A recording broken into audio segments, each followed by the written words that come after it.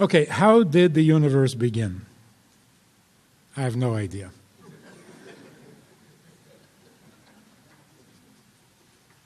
How am I supposed to know? I look old, but I'm not that old. Actually, I'll tell you how the universe began. There were subatomic particles and some gases, and when the subatomic particles collided with the gases, there was this huge explosion, incredible heat, and from there, it all began. Now, I know you don't accept that as a good answer. And you didn't expect me to say that.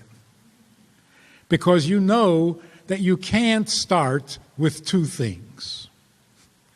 So if I'm going to explain how the universe began, it doesn't make any sense to say there were two things.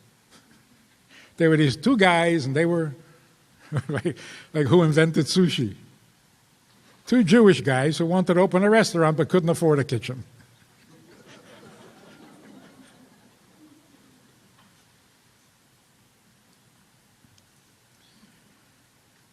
How do you start with two? Okay, in the beginning, there were subatomic particles and there were gases, but which of the two came first? Then I know how it began. So imagine if we say, first there were only subatomic particles. They were eternal, they just exist. And then,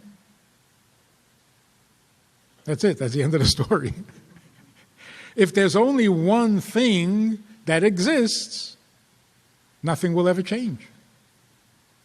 How could it? And that's why in the theory, you have to start with two things so that you have a catalyst, you can have an explosion, something can happen when they collide. But imagine there's only one thing. And then there's only one thing. It's the end of the story.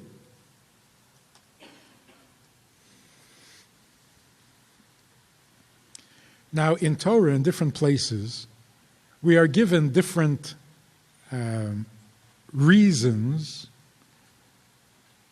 for creation.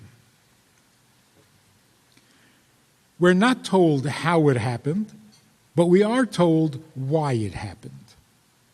In fact, on the first word of the Torah, Bereshis, the first comment from the Medrash is for the purpose of Torah, which is called Reshis, and for the purpose of Jews who are called Reshis. So what is the first comment that the Medrash feels necessary? Not to explain how God created, because that's none of our business, but why, that we need to know. We need to know why we're here. So we need to know why He created the world. And there are a number of given reasons. For example, God is a king, and a king needs subjects. You got to be a king over somebody. Now, this is true once God took on the role of a king. It does not explain why He created the world in the first place. So that comes later in creation when God gets to the attribute of Malchut, which is the 10th attribute. Then He needs someone to be king over. But why does He need to be king at all? Which means royalty is one of the creations. So it doesn't explain why He created, it's telling you what He created. And the same is true with kindness. One of the reasons given for creating the world is that God is kind, and the kind need to do kindness. So He created the world to do kindness. Now, the obvious question, objection to that explanation is, God created us as a favor? This is a favor? If you really want to do me a favor, then do me a favor and don't create me, and I'll never complain. But here we have the same problem as with royalty. According to Kabbalah, God created kindness on the first day of creation. So if he created chesed, if he created kindness on the first day of creation, then how can kindness be the motivation for the creation? He created kindness out of kindness.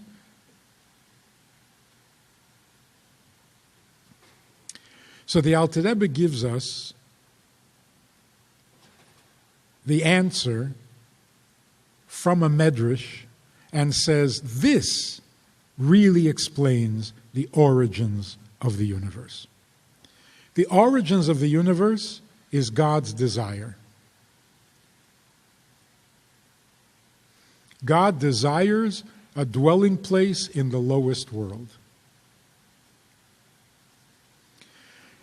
Now that makes perfect sense, because if there was only one thing existing, where would change come from?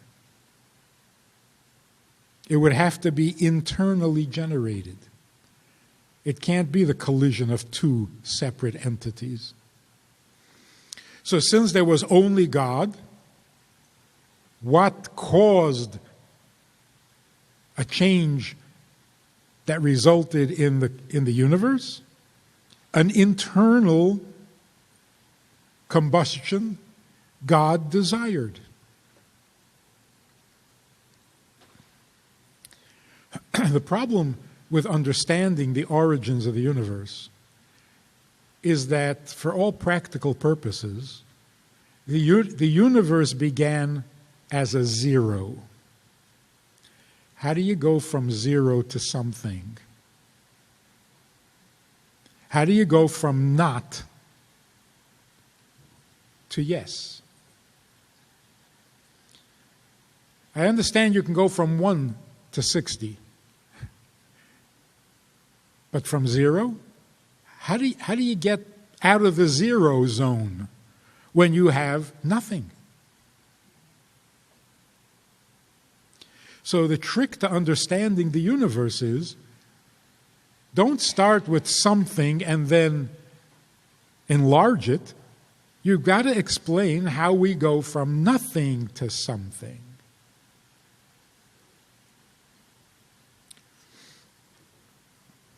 That's why the best explanation is, God has a desire. Now, to understand that a little better, what does God desire? If nothing exists, what is there to desire? You know, you never take your kids to a toy store. That's rule 102 in child raising. Never take your kid to a toy store. I take my kids to a toy store, and we walk in, and within seconds, they notice something on the top shelf. I need one of those. So I said, oh, that's so sad. If you had told me when we left the house that you need one of those, I would have brought money. But I didn't know you needed one of those. So I didn't bring any money. Why didn't you tell me when we left the house that you needed one of those? The answer is because you don't need one of those. You're not even sure what one of those is. So what does he mean when he says, I need one of those? I developed a desire for one of those. No, you didn't. If you really had a desire for one of those, you would have told me in the house. Now, when you walk into the store, one of those chooses you. You didn't choose it. It reached out and grabbed you.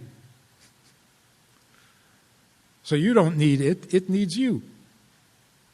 In other words, the child's desire was produced by the object only after he saw it. How could a child need a toy that he never saw? Make it even more difficult, how can a child desire a toy that doesn't yet exist? It can't.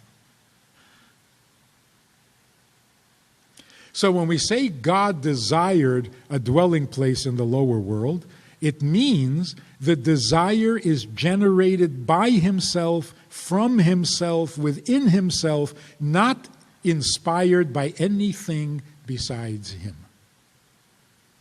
This is called absolute desire, or essential desire,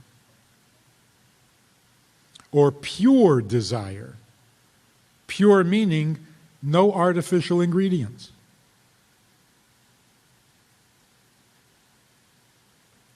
Or to put it in simple terms, this is him.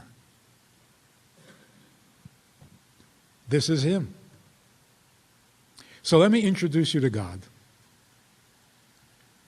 This is the God who desires a dwelling place in the lower world. And that desire is infinite as he is infinite. It's eternal as he is eternal. It's him. Because there was nothing else. There was just him. So on the one hand, we say, God chose willingly to create the world. But at the same time, this is him. So he couldn't not choose it. So was it a free choice? Or was he compelled?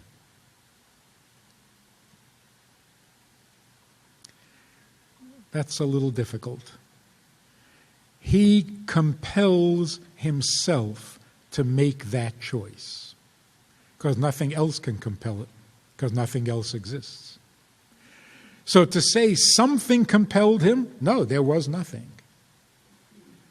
But can he do otherwise? No, this is him. This is him.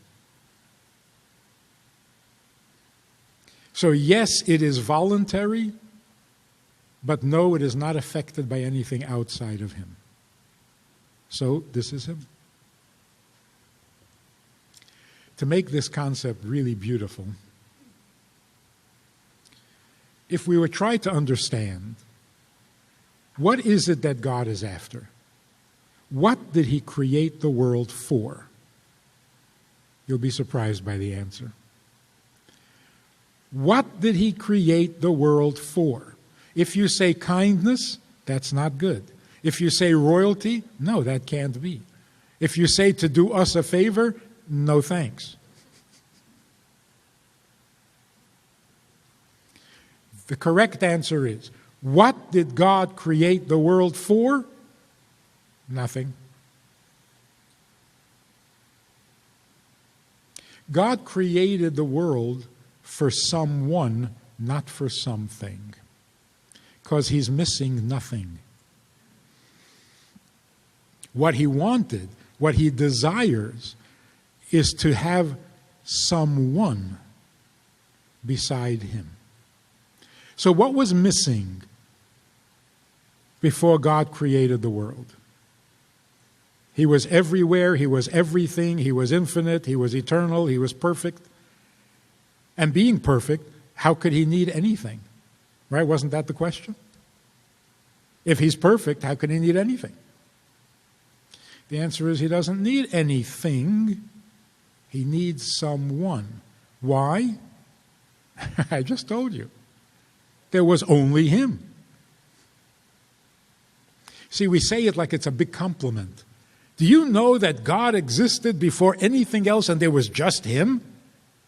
What, is that impressive? Is that a talent? Is that part of God's greatness? No, it's telling you what was missing. There was just him. Yeah, and he's perfect. Right. And there's just him. What changed when God created the world? Now there's us. Now he has us. So what did he gain? No, not a what. Who did he gain? B'nai Yisrael. B'shvil Yisrael. Now, what is the difference between wanting something or wanting someone? If I want something, I'm not perfect. Because if I want something and I can't get it, then there's something lacking in me. But what if I want you? I just want you. I don't want to be the only thing in existence. I want you to exist also. And you don't exist. What am I missing? I want you to be in my life and you're not there. What am I missing? You get married. We'll talk about this.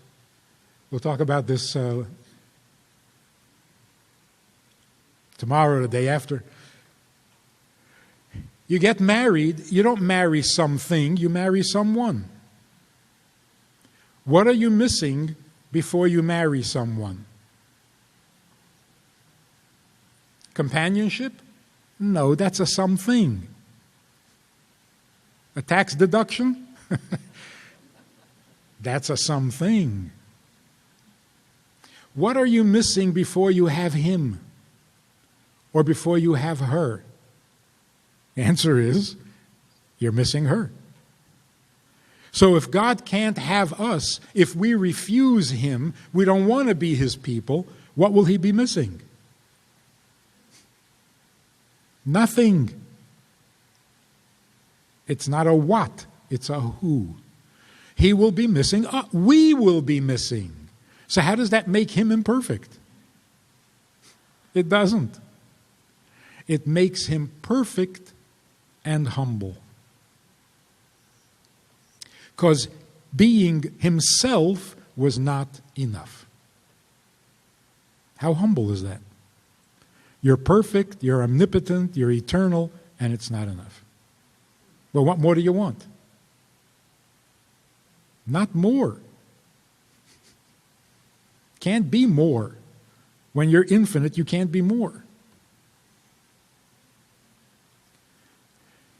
So, what does he want? No. Who does he want? So the creation of the world meant creating someone with whom he can have a relationship.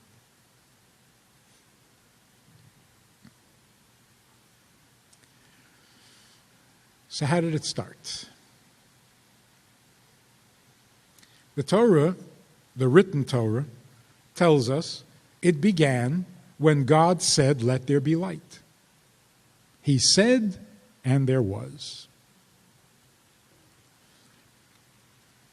When God said, "Let there be light," the earth already existed, water already existed, air already existed, and fire already existed, but it was dark and chaotic. So that's not really the beginning of creation. And that's why Bereshis is incorrectly translated as Genesis. Genesis means the origin.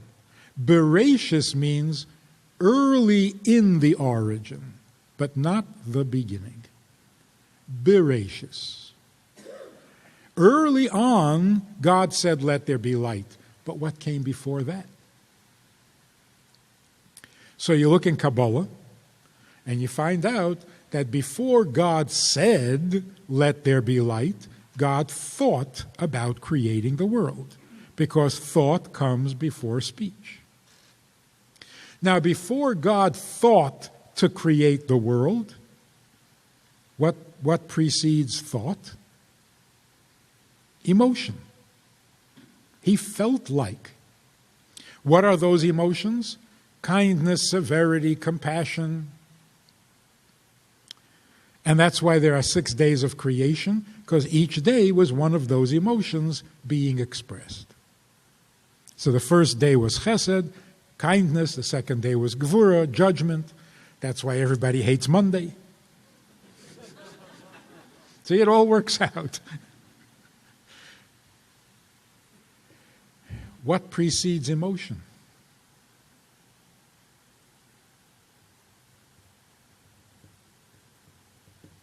You know The Secret?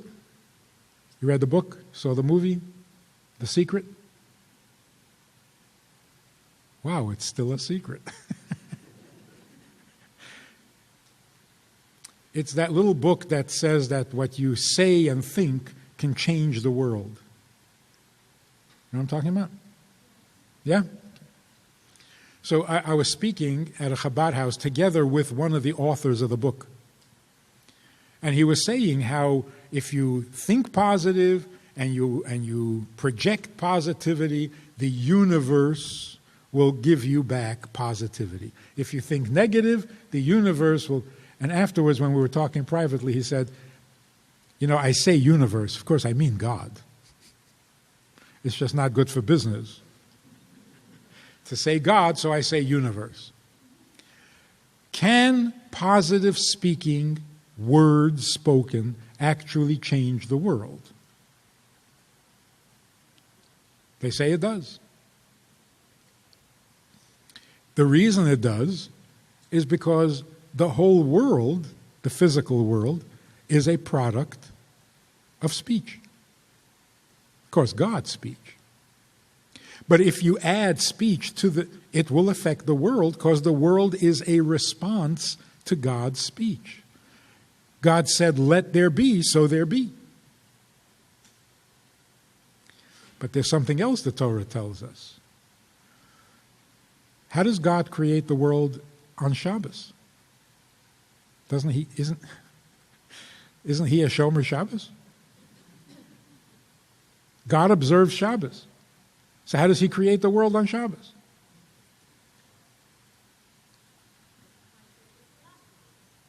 Huh?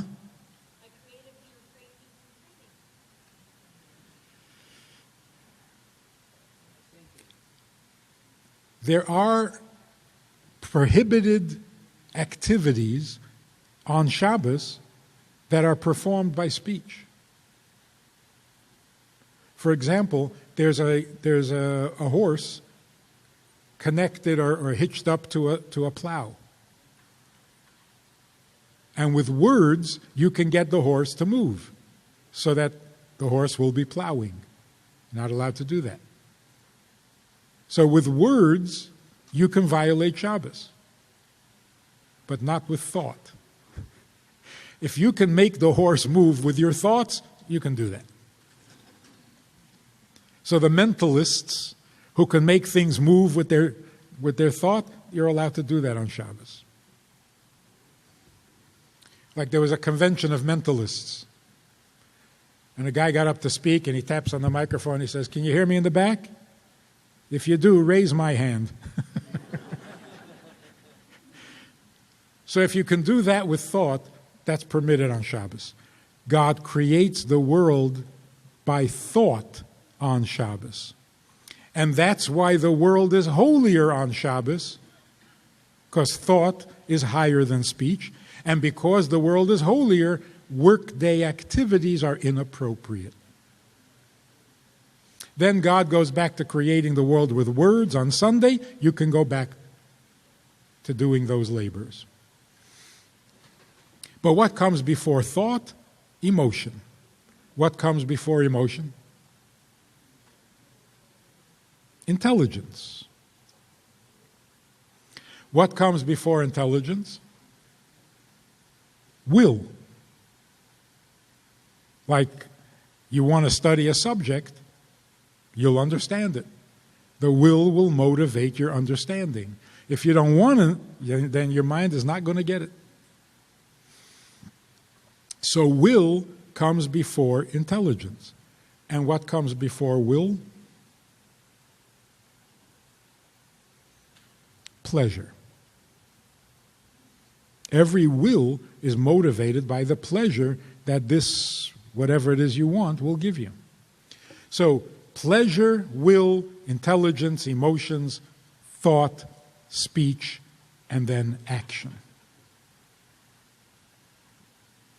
So when the Medrash says God desired a dwelling place in the lowest world, That is the highest impulse. There's nothing higher than pleasure. Now, what gives God pleasure? A dwelling place in the lowest world. Let's try to understand what that means. And the explanation is found in Hasidus.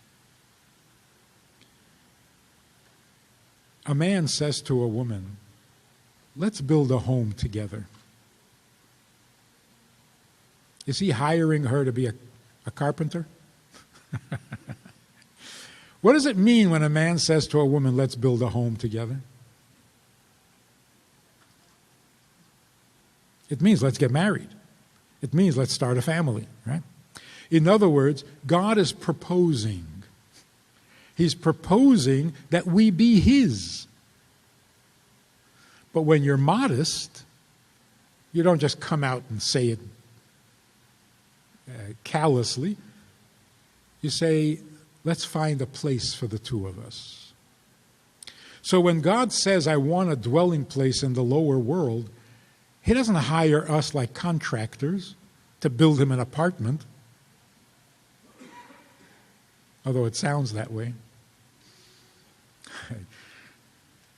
The Medrash says, our souls are God's daughter. A little piece of God, God's daughter.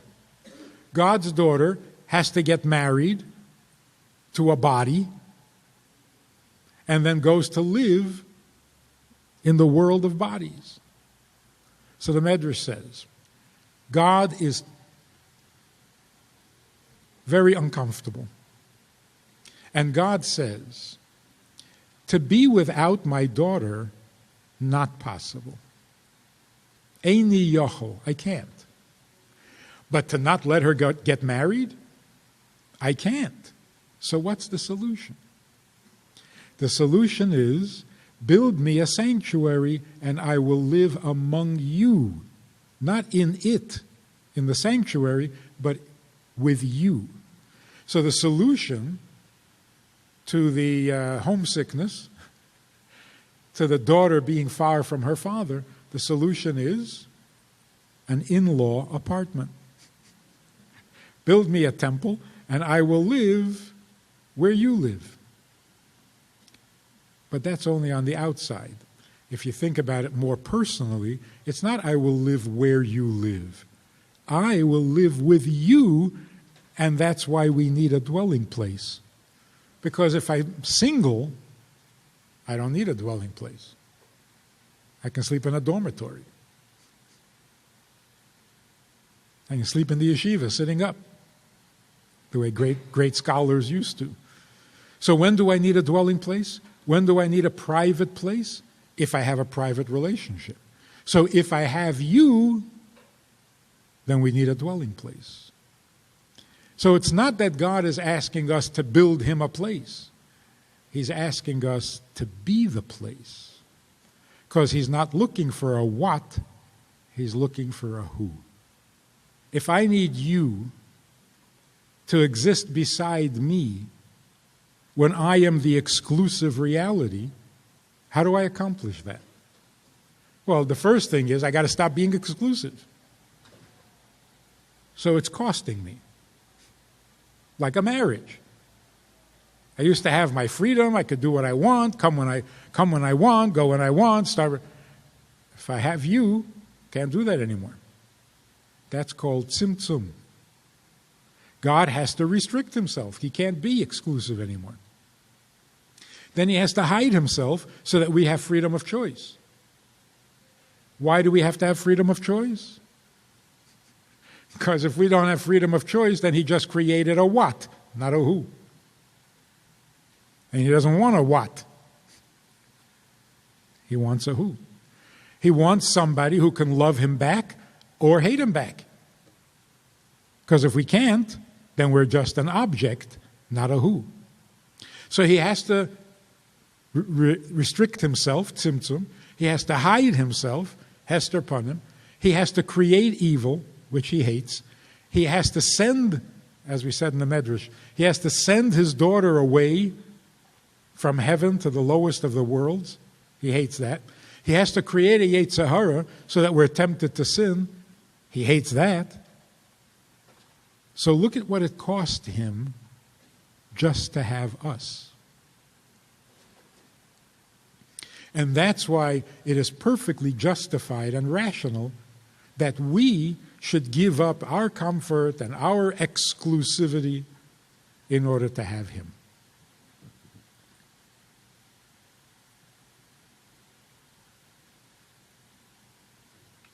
And that's what creates the instinct in a Jew.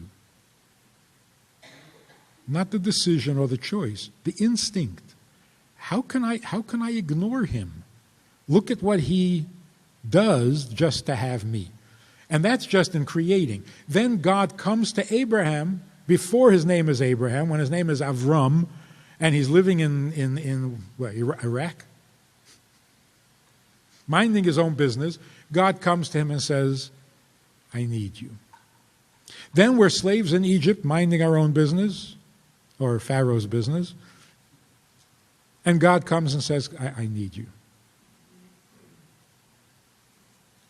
How do we get over that? How do you ignore that? So there's an instinct in us that makes it impossible to not show up at least on Yom Kippur. So I tell you, I'm getting the kitchen ready for Pesach in Minneapolis, Minnesota. And of course, the oven is changing, the sinks are changing, the walls are covered with aluminum foil, and my non-Jewish neighbor walks in. He says, what happened? So I'm getting ready for a holiday. He says, what's the holiday? I said, Passover. He says, what is that? I said, it's the anniversary of when we came out of slavery in Egypt. He says, when was that? Have you asked yourself that? When was that? I don't know. I hadn't thought about that. I said, it was a long time ago. I think before Columbus. Anyway, you want to be exact, about 3,000 years ago. He says, really? Get over it.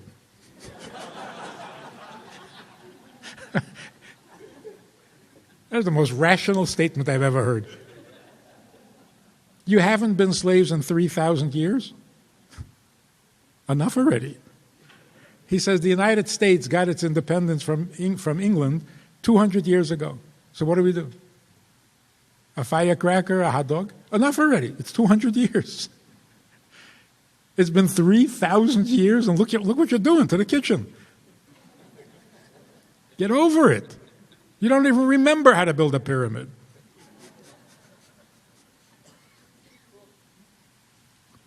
That is such a good question. What are we doing?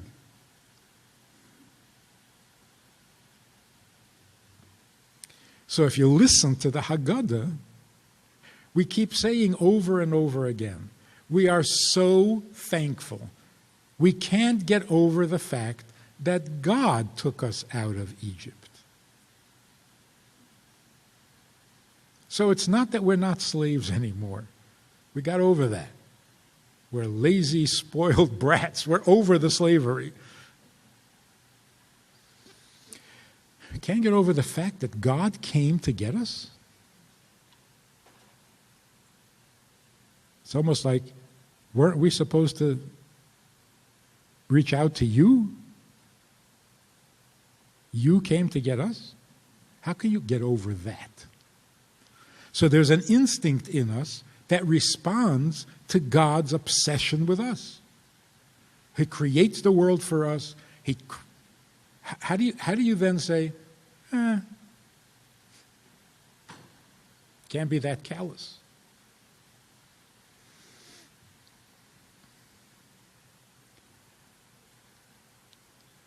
Make any sense? No, if it doesn't, we'll talk about it again next time. This is really important. So let's sum it up. How did the universe begin? It began as a desire in God that is essentially Him. It's pure divine, pure divinity. And that's how nothing began, as a desire. But not a desire for something. That's too abrupt. You go from nothing to something in one step. Can't do that. You go from no thing to someone to something. If you look at marriage, there's just me, and I'm perfect. So it's time to get married. Before I get any more arrogant than that. Marriage is to limit your arrogance. No. You get married when you're perfect. I don't mean literally perfect. You get married when you have that feeling, enough about me already. Time to bring another face into the picture. So you know you're ready to get married when you look in the mirror in the morning and you say, "You again? I know you already. Time for a new face." So now you're perfect, meaning you're content with what you've achieved. So if you're perfect, it's time to move on to someone else. But once you find that someone, and you marry that someone, then everything about that someone becomes important. Don't you harm a hair on her head. One hair? Really? One hair will upset you? I didn't know hair was that precious. Hair is not precious. Her hair. She is my someone. And the someone in my life, everything about the one becomes important.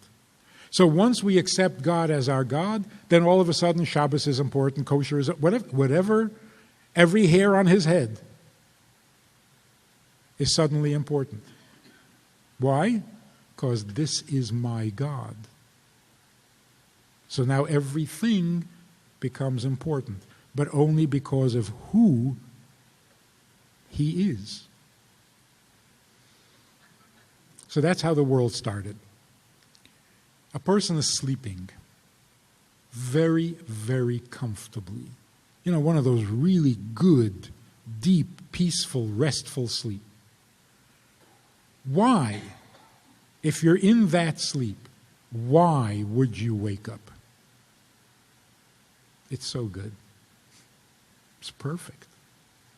Why wake up? So if there are no children, no rooster, and no alarm clock, why do you wake up? Not what wakes you up. Why would you change a perfect, idyllic condition where there are no problems, no worries, like God before he created the world? Why mess up such a perfect condition? And the correct answer for the human being, why do you wake up? Because you want something.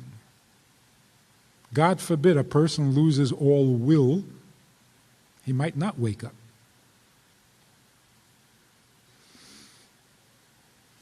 Not even for Folgers.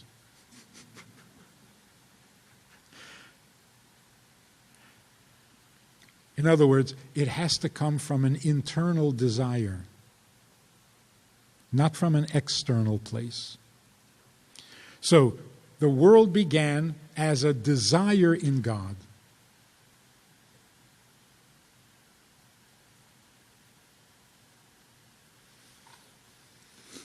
Then the intelligence followed, the plan of creation, the vision, then the emotions. In fact, God did create the world to be kind and to be just and all the rest of that. And then to bring it down to the physical, he thought it into existence and then spoke it. And that's how this world now exists. The scientist is a prediction. The scientist of tomorrow is going to have to ask the why question. Not how did the world begin, why did it begin? Because the world is a product of a why, not of a how. The world is a result of a desire. And that's why Rambam says, after Mashiach comes, the only interest people will have, the only subject all human beings will pursue is to get to know God better. How does he know this? Where is this written? The only way we're going to have peace in the world is if we figure out that the world was created by God out of a desire. Because the attempt at explaining the universe through a how or how long doesn't satisfy. So although the scientists are trying to avoid the why question, they can't avoid it forever. Because if you want to know what this podium is, you have to recognize that it is a why. It exists out of a reason, not out of a mechanism. So once you find out that the universe is a product of a why, if the world came out of a desire, your next question is, what does he desire? So Rambam is very confident that when Mashiach comes, all we're going to need to know, the only thing left to know, what does God want? What does he desire in this relationship? And a relationship can get deeper and deeper forever.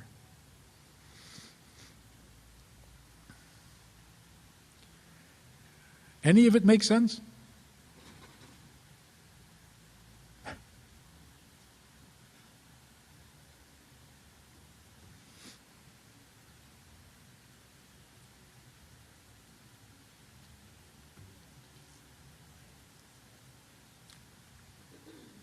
Sum it all up in one sentence. God doesn't say, I love you, because that's not impressive. God says, you I love. Do you see the difference? Not I'm looking for something and I hope you have it. It's not I love and I hope it's you. No. You are what I want. You I love. You I need. You I care about. You scare me. Because you might say no. So it's all about you, and then the things become important. So we have a very good model for a healthy relationship. It always starts with you. And the you gives things their value. My granddaughter was crying because her doll broke. The arm came out. So I sit down with her and I say, it must have hurt so bad. So she starts to laugh. She says, it didn't hurt. I said, how could it not hurt? The arm came off. She said, it's not a real arm. I said, how do you know? She said, it's plastic. I said, oh, of course, what was I thinking? A real arm can't be made out of plastic. What's a real arm? A real arm has to have a bone and skin. Really? A bone with some skin on it is a real arm? It's as pathetic as a piece of plastic. So when people say, Torah says God stretched out his arm, he doesn't have an arm. I have an arm. Yeah, like a doll. So when the Torah says God's arm, how are we supposed to understand that? And every rabbi will tell you, he doesn't have an arm.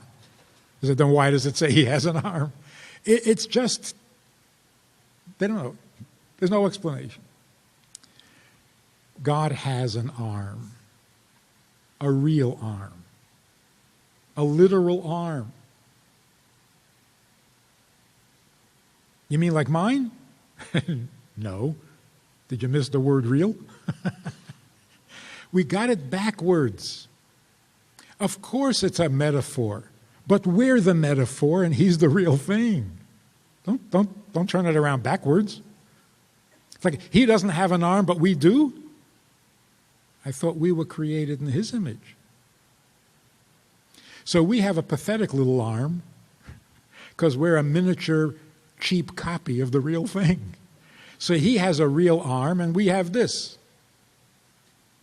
When he stretches out his arm, it splits the sea.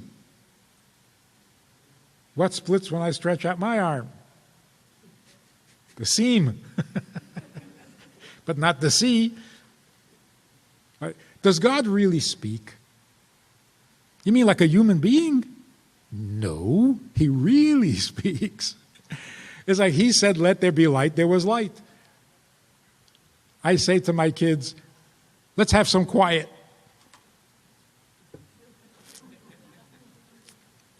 Nothing happens, even when I raise my voice. Because I don't really speak, I babble. God speaks. So we have to get that really clear in our minds. God is more real than his creation. Doesn't that make sense? If he can create it, he's more real. So what does it mean? It's a metaphor. It's a metaphor because Torah uses the same word for my arm as for his arm. Isn't that confusing? The answer is it's a metaphor. You know you have a right arm and a left arm? God has a right arm and a left arm. But his arm is real, not physical.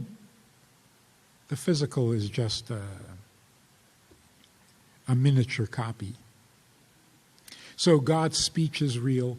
God really gets angry? Yes, he really gets angry. You mean like me? No, you just lose your cool. You blow a fuse. He gets angry. God really has a desire? You mean like a human? No, like an infinite, eternal desire. Not like the kid who says, I need one of those. No, not like that. So if we're going to understand the origins of the universe, we have to know that whoever created the universe is more real, not less real.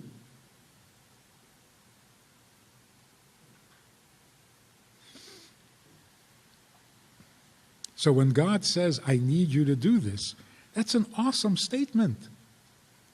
If he needs it, it's an infinite need. It's an eternal need. It's an almighty need. Not like our needs. They come and go. What you needed 10 years ago, you're not interested in anymore.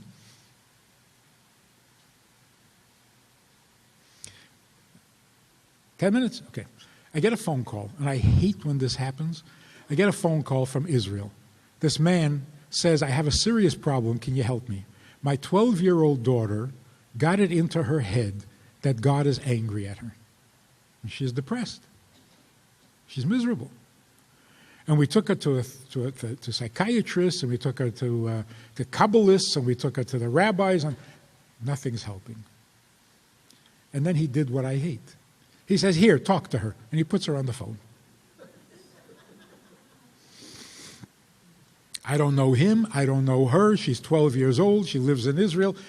Talk to her. So I said, you think God is angry at you? She says, yeah. I said, I'm so jealous. She says, what? I said, you can do something to get God angry? You're 12 years old? What did you find, kryptonite? You can get God angry? When did you become so important? I'm so jealous. Her problem went away. Now she goes around telling her friends, God's angry at me. You? So even when we say God gets angry at us, isn't there a compliment in that somewhere? Really? We are that significant that anything we do can please you, or anything we do can anger you? It's not because we are so powerful. He's got an obsession. He's crazy about us. And it's real. We're going to talk about this on another occasion, but Kabbalah says, you know that famous statement, God said it is not good for man alone to exist? He was talking about himself. He's the man. And he's saying it's not good for man alone to exist. The question is, why does he say it? Why make a statement? Yeah, it's true. So he created the world, solved the problem. Why do you have to say it? So the Medrash says, when God said it is not good for man alone to exist, he installed into human beings a divine feature, that no matter how perfect you are, you're never content to just be you, like him. But if he hadn't said it, it would never become part of nature. So by saying it, he actually created this need that we have to have someone beside ourselves. Because it's a divine feature.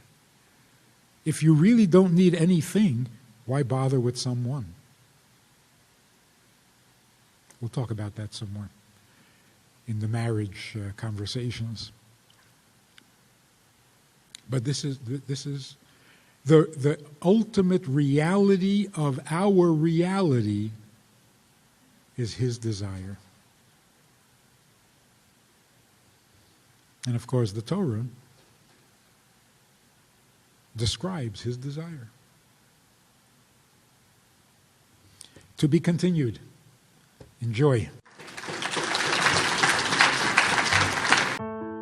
Thanks for watching. Click subscribe and hit the notification bell below for daily pearls of Jewish wisdom.